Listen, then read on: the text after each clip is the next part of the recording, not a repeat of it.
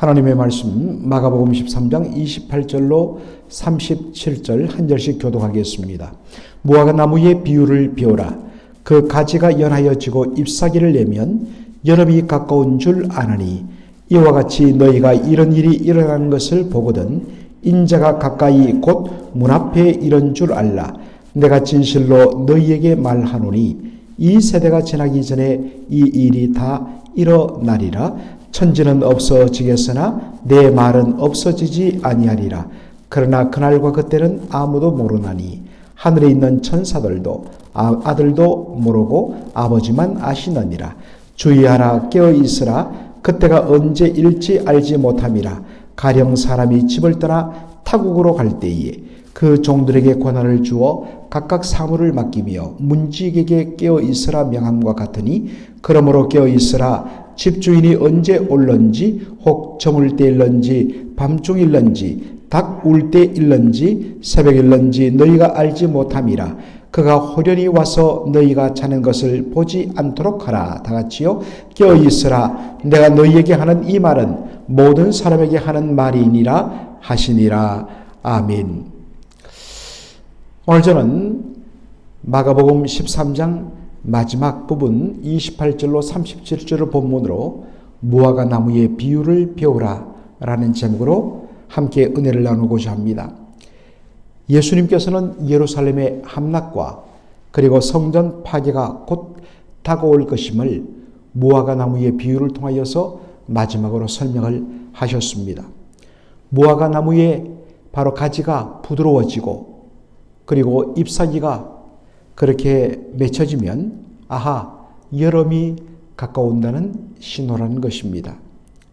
무화과나무는 보통 3월부터 잎사귀가 나서 6월 정도가 되면 무성해지면서 그때 열매가 맺혀지게 됩니다. 무화과나무의 잎사귀가 무성해진다는 것은 아하, 이제 봄이 가고 여름이 가까이 온다는 사인인 것입니다. 이것처럼 이런 일이 일어나는 것을 보거든 인자가 가까이 이런 줄 알라 라고 말합니다. 이런 일이란 것은 마가복음 13장 첫 부분부터 지금까지 말씀하셨던 바로 장차 주후 70년에 있을 예루살렘 함락과 성전 파괴에 관한 그러한 말입니다. 그리고 그것을 바로 앞두고 사람들의 마음을 미혹하는 거짓 그리스도들과 거짓 선자들의 발호를 뜻하는 것입니다. 각지에서 일어나는 전쟁과 지진의 소문을 가리키는 것입니다. 이런 일, 이런 징조가 일어나거든 무엇을 알라고요? 바로 인자가 가까이 이른 줄을 알라 라는 것입니다. 인자, 예수님이 가까이 이른 줄 알라. 이 말씀 때문에 아하, 예수님의 재림이 가까운 줄 알라. 그래서 이것을 예수님의 재림 직전의 그 종말에 대한 말씀으로 우리는 자연히 볼 수가 있는 것입니다. 그런데 여러분들 잘 보시면 거기 인자가 가까이 이른 줄 알지니라 라는 말씀 보면 그 각주 풋노트 2번 표시가 되어 있습니다. 그리고 그 아래쪽을 보면 바로 때가 라는 말로 때라는 말로 그렇게 번역이 가능하다고 되어 있습니다. 자, 인자란 말 대신에 때란 말을 넣어서 보면 의미가 훨씬 더 잘 통하는 것을 보게 됩니다. 이런 일, 예루살렘 성전 파괴와 관련된 여러 가지 징조의 일들이 일어나는 것을 보거든 때가 가까이 이른 줄 알라. 딱 의미가 통하지요. 무슨 때입니까? 예수님이 말씀하신 예루살렘 함락과 성전 파괴 때를 가리키는 것입니다. 마가복음 13장 40절에 보면 이 세대가 가기 전에 이 일이 다 일어나리라 라고 말씀하십니다. 여기 이 세대란 것은 지금 바로 살고 있던 바로 그 사람들을 가리키는 것입니다. 보통 한 세대가 어떤 사람들은 30년, 어떤 사람들은 또 때에 따라서 40년을 한 제너레이션 세대로 봅니다. 지금 예수님께서 말씀하시는 때는 역사적으로 정확하게 말하면 AD 29년경입니다. 그러니까 이 세대가 지나기 전이라는 것은 바로 거의 주후 70년이 가까이 되는 것입니다. 예수님 말씀하십니다. 천지가 없어지겠지만 내가 한 말은 결단코 단 하나도 없어지지 않겠다. 반드시 이루어지겠다라는 것입니다. 그런데 종종 이 본문을 이 무화과 나무의 비유에 관한 말씀을 이스라엘의 독립으로 보는 그러한 자들이 있습니다. 바로 아주 세대주의 관점에서 이 종말론을 바라보는 사람들, 굉장히 위험한 것이죠. 여기서 많은 시한부 종말론자들이 탄생을 했습니다. 이들의 주장에 따르면 구약에서 이스라엘은 무화과로 종종 비유된다는 것입니다. 이것은 분명한 사실입니다. 그런데 여기서 단정적으로 무화과 이퀄 이스라엘로 딱 연결져서 무화과 나무의 가지가 연해지고 부드러워지고 잎사귀가 난다? 이것은 바로 무화과가 상징하는 이스라엘의 독립을 가리키는구나. 이렇게 그냥 접근해버린 것입니다. 당시 유대 민족들은 약 2000년간 자신의 땅 팔레스타인을 떠나서 온 세상을 떠돌아다녔습니다. 그러다가 19세기 후반부터 바로 조상의 땅인 이 팔레스타인에 조금씩 정착하기 시작했습니다. 그러다가 1947년에 바로 이스라엘이 독립을 선포하지요. 바로 이 1947년 이스라엘의 독립을 무화과 나무의 잎사귀가 무성해지고 가지가 부드러워지는 바로 그것으로 그냥 그대로 다이렉트로 해석을 해버린 것입니다. 그리고 그로부터 한 세대가 지나기 전이면 40년 더하면 어떨 경우에는 또 30년으로 계산해서 1976년 이때에 인자가 재림하신다. 이렇게 해서 시한부 종말론이 등장한 것입니다. 맞지 않으니까 한 세대는 40년으로 계산해야 되지. 그래서 1987년으로 말하기도 하고 들쑥날쑥 바로 그렇게 된 것입니다. 그런데 이러한 해석은 굉장히 엉터리 해석입니다. 왜냐? 성경은 성경으로 해석을 해야 되거든요. 이 똑같은 사건이 기록된 누가복음 19장 29절에 보니까 21장 29절에 보니까 누가복음 21장 29절에 보니까 무화과 나무와 모든 나무를 보라라고 이야기합니다. 예수님은 무화과 나무뿐만 아니라 주변에 바로 모든 나무들도 함께 보라는 것입니다.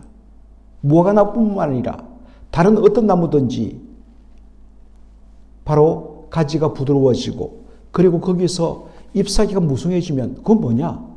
우리도 마찬가지지 않습니까? 지금 이제 막 연두색 잎사귀가 막 지금 나오고 있고 이러다가 5월, 6월 지나면서 온 세상이 전부 다 아주 그린 컬러의 녹음으로 완전히 이 숲들이 덮어집니다. 그럼 뭡니까?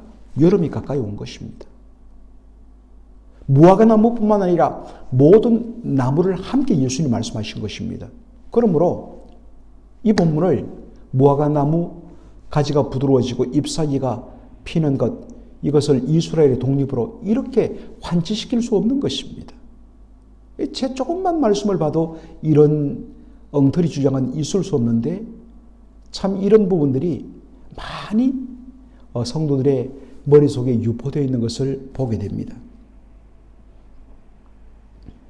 마가복음 13장 32절에 보니까 그러나 그날과 그때는 아무도 모르나니 천사들도 모르고 심지어 아들도 모르고 오직 아버지만 아시느니라 예수님 말씀하십니다.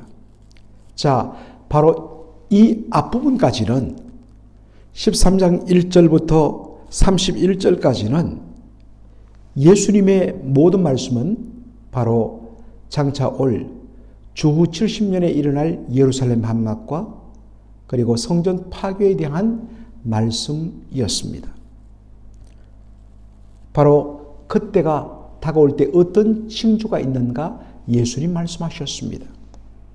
그런데 여기에 말하는 마지막 부분에 말하는 그날과 그때는 아무도 모른다.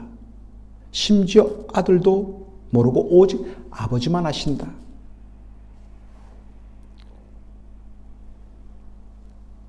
그렇다면 여기서 말하는 그날과 그때는 바로 진정한 예수님의 재림의 때라는 것입니다. 예수님 말씀하십니다. 그날과 그때는 아무도 모르고 아들도 모르고 오직 아버지만 하신다. 이런 의미에서 예수님의 그 종말 날짜를 이런 식으로 무화과나무 비유를 통해서 계산한다든지 하나님께서 직접 음성을 들려주셨는데 1992년 10월 28일 예수님 재림한다. 이런 어떤 시한부 종말론은 그 자체가 거짓인 것입니다.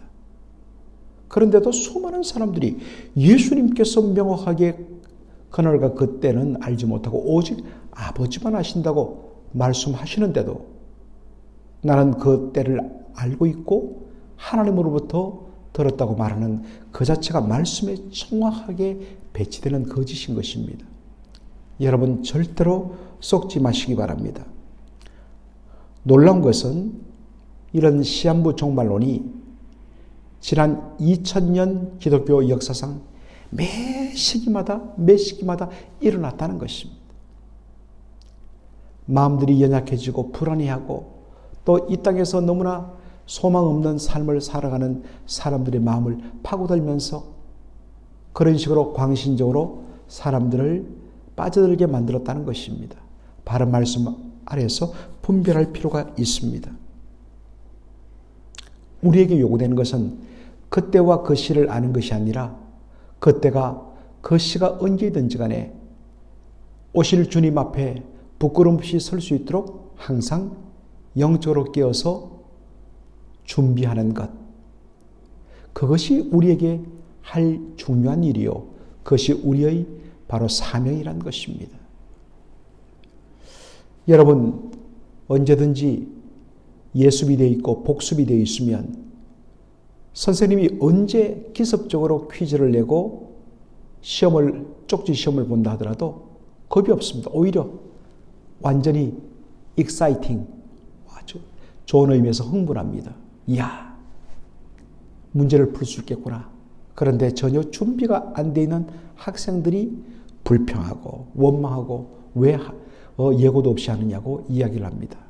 그러나 언제든지 준비가 되어 있으면 그때가 언제든지 문자 그대로 도적같이 임할지라도 전혀 문제가 없습니다. 그렇게 준비되어 있는 사람에게는 도적같이 임하는 것이 아닌 것입니다. 그런 의미에서 우리가 날마다 정말 깨어 근신하여 기도하며 우리의 삶을 주님 기뻐하시는 주님 보시기에 흠없는 그리스도의 신부로서 항상 준비해야 하는 것입니다. 그냥 다 풀어놓고 편안하게 살다가 그저 주일 한번 추스리는 그런 신앙은 주님이 말씀하시는 깨어서 준비하는 신앙이 아닌 것입니다. 물론 그러면 새벽기도 넣으면 깨어서 준비하는 기도이냐? 물론 그렇게 날마다 기도로 시작하는 것 얼마나 귀한지 모릅니다. 그러나 새벽기도 한번 내가 매주 나왔다고 그것이 깨어있는 사람을 대체하는 것으로 우리가 착각해서는 안 됩니다.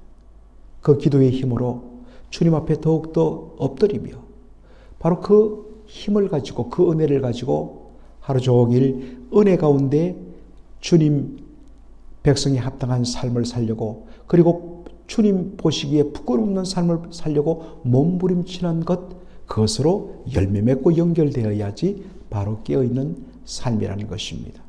그렇게 주 앞에 항상 깨어서 우리 주님 보시기에 지금도 천상에서 보시기에 정말 주님이 자랑할 만한 주님이 기뻐할 만한 그러한 자녀의 삶이 되는 저와 여러분의 삶이 되기를 주의 이름으로 축원합니다. 아멘. 아버지 하나님 은혜와 사랑을 감사드립니다. 오늘 예수님께서 말씀하신 마가복음 13장 마지막 부분을 보면서 특별히 우리 주님께서 우리로 하여금 깨어 있을 것을 말씀하셨는데 언제든지 주님 오셔도 전혀 당황치 않고 그 주님을 영접하며 오히려 기뻐하며 우리 주님 앞에 서기에 조금도 부족함이 없는 저희들이 될 수 있도록 항상 깨어 있게 하여 주시옵소서. 감사하며 예수님의 이름으로 기도하옵나이다. 아멘.